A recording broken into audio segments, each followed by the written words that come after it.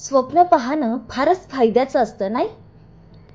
तुम्हाला ज्या हव्या आहेत, जशा हव्या आहेत तशाच पाहता येतात गोष्टी.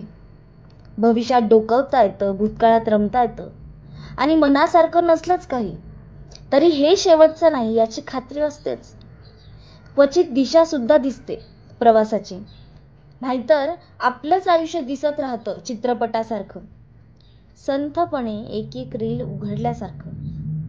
आपण असतो ज्युरी त्रयस्थ किंवा प्रेक्षक भान हरपलेले.